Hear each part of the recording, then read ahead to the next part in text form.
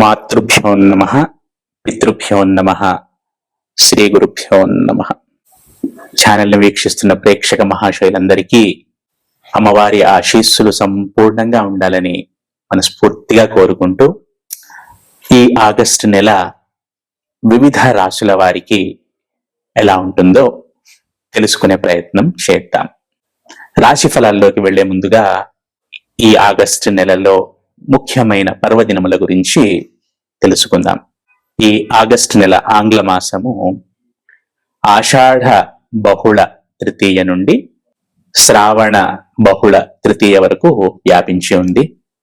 అలాగే ఆగస్టు మాసంలో 2వ తేదీ సికింద్రాబాద్ మహాకాళి జాతర ఉంటుంది. అలాగే 9వ తేదీ హైదరాబాద్ మహంకాళి జాతర ఉంటుంది. అలాగే 12వ తేదీ అమావాస్య. ఈ అమావాస్య రోజు సహజంగానే పితృకార్యములకు శ్రేష్టము. అలాగే ఈ ఆషాఢ అమావాస్య బహుళ అమావాస్య చుక్కల అమావాస్యగా కూడా ప్రాచుర్యంలో ఉంది. ఈరోజు మహిళలు కంకణధారులై సౌభాగ్యం కొరకు, కుటుంబ వృద్ధి గురించి గౌరీ వ్రతమును ఆచరిస్తారు. అలాగే ఆగస్టు మాసంలోనే 28వ తేదీ రక్షాబంధనం ఉంది. రాఖీ పౌర్ణమి అంటాం మనం వాడుక భాషలో. ఈ విధంగా ముఖ్యమైన పర్వదినములు ఈ ఆగస్టు మాసంలో ఉన్నాయి. అలాగే ఆగస్టు 2వ తేదీ, అలాగే ఆగస్టు 31వ తేదీ మనకి సంకష్టహర చతుర్థి కూడా ఉంది. ఈ నెలలో 2 సార్లు సంకష్టహర చతుర్థి అనేది వస్తోంది. ఈ రోజు గణపతి ఆరాధన చేయటము శ్రేయోదాయకము. వారి వారి శక్తిని అనుసరించి, భక్తిని అనుసరించి గణపతిని ప్రార్థించాలి. అలాగే ఆర్థిక సౌలభ్యం ఉన్నవారు ఆ రోజు హోమమును కూడా చేసుకొనవచ్చును. ఇవి ముఖ్యముగా ఈ మాసములోని పర్వదినములు. ఇప్పుడు మనము వివిధ గ్రహాలు ఈ నెలలో ఏ రాశులలో సంచరిస్తున్నాయో తెలుసుకుందాం. వక్రించిన శని మీనరాశిలో, గురువు కర్కాటక రాశిలో, రాహువు కుంభరాశిలో, కేతువు సింహరాశిలో ప్రముఖంగా సంచరిస్తున్నారు. మిగిలిన గ్రహాల విషయానికి వస్తే కుజుడు వృషభము, మిథునము ఈ 2 రాశులలో, అలాగే బుధుడు మిథునము, కర్కాటకము, సింహము ఈ 3 రాశులలో, అలాగే సూర్యుడిని గనక పరిశీలిస్తే కర్కాటకము, సింహ రాశులలో, అలాగే శుక్రగ్రహాన్ని పరిశీలిస్తే గనక సింహము, కన్యా రాశులలో సంచరిస్తున్నాడు. అలాగే మనకు తెలిసిందే చంద్రుడు ప్రతిరోజు ఇంచుమించుగా ప్రతిరోజు ఒక నక్షత్రంలో సంచరిస్తాడు. 2.5 రోజులకు ఒకసారి తన రాశిని మార్పు చెందిస్తూ ఉంటాడు. ఇవి ఆయా గ్రహముల యొక్క సంచారము ఈ ఆగస్టు మాసములో. ఇప్పుడు మనము 12 రాశుల వారికి ఈ ఆగస్టు నెలలో ఎలా ఉంటుందో తెలుసుకునే ప్రయత్నం చేద్దాం. తదుపరి మీనరాశి. ఈ మీనరాశి వారు చాదస్తాన్ని తగ్గించుకుంటే మంచిది.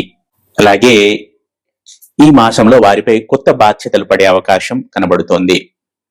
అలాగే ఆరోగ్యమును అశ్రద్ధ చేయకూడదు ఈ మీనరాశి జాతకులు. ఈ 3 ముఖ్యమైన విషయములు ఈ మీనరాశి వారికి సూచించటమైనది.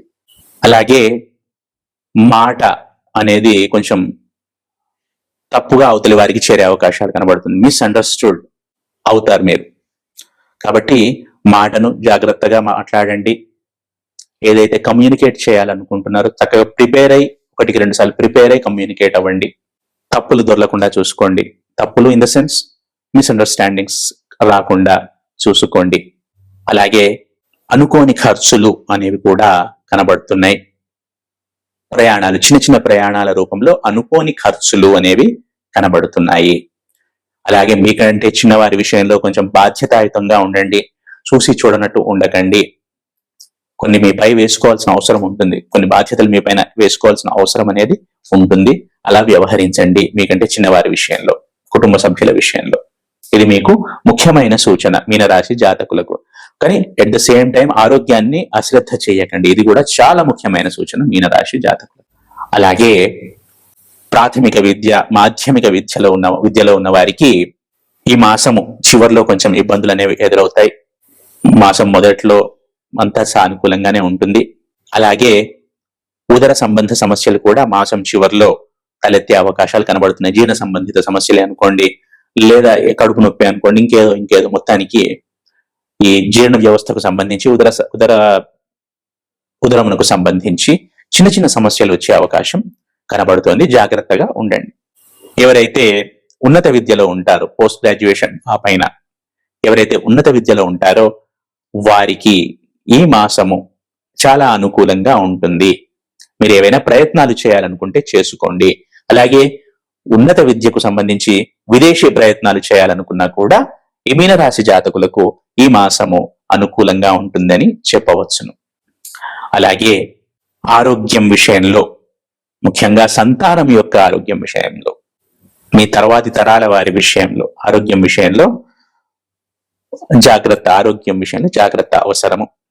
వాటికి సంబంధించిన ఖర్చులు అనేవి కనబడుతున్నాయి ఈ మీనరాశి జాతకులకు.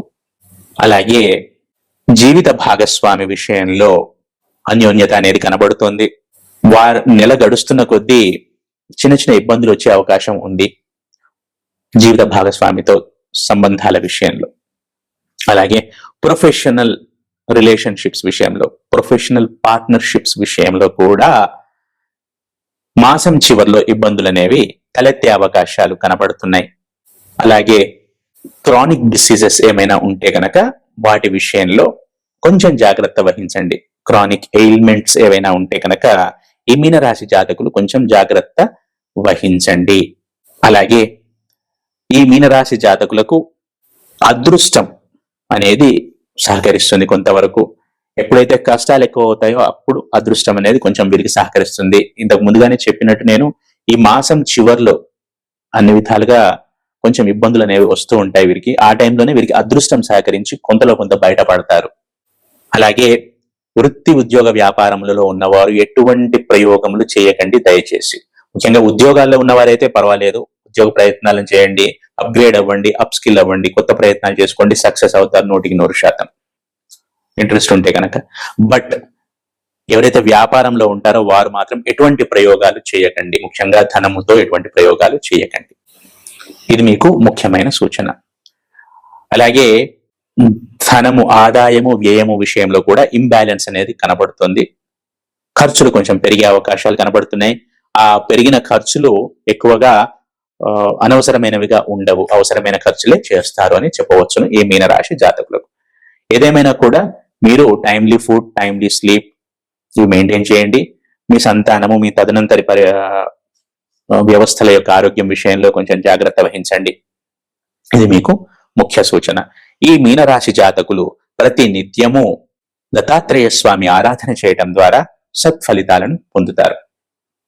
ఇది ఈ ఆగస్టు మాసంలో 12 రాశుల వారికి గోచార రీత్యా ఫలితములు. మళ్ళీ వచ్చే రాశి ఫలాల్లో మళ్ళీ కలుద్దాం. అప్పటి వరకు సెలవు. శుభం భూయాత్.